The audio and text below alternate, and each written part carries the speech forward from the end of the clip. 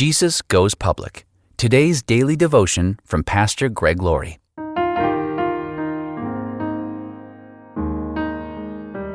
Our scripture reading today is from John chapter 2, verse 5. But his mother told the servants, "Do whatever he tells you." Even with John the Baptist's hype, Jesus kept a low profile until he attended a wedding in Cana with his mother Mary and his disciples. Hospitality was an essential part of first-century Jewish culture.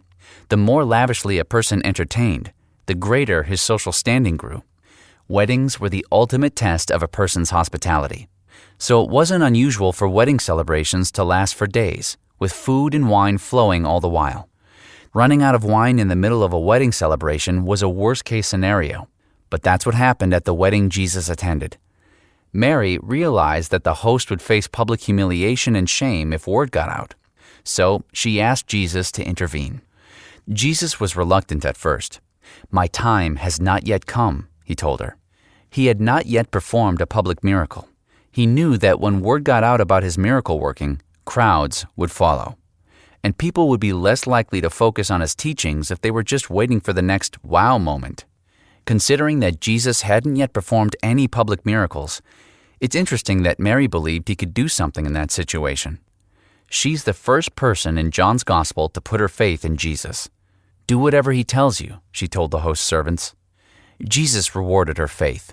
He instructed the servants to fill 6 water jars, each with a capacity of 20 to 30 gallons, with water. When the servants dipped into the jars, they found that it was wine of the highest quality.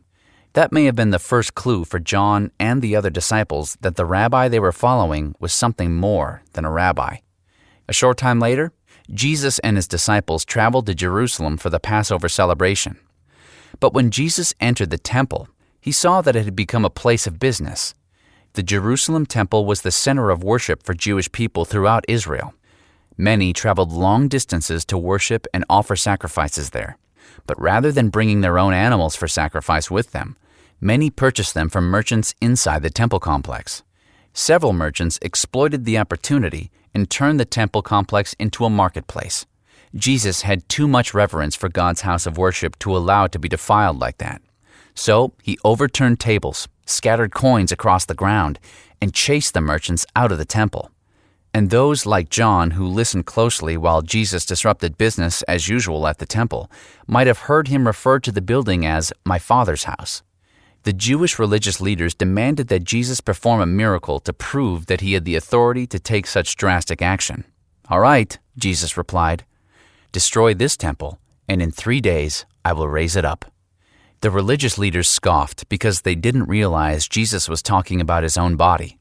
But John and the other disciples realized it less than 3 years later when Jesus rose from the dead 3 days after being crucified.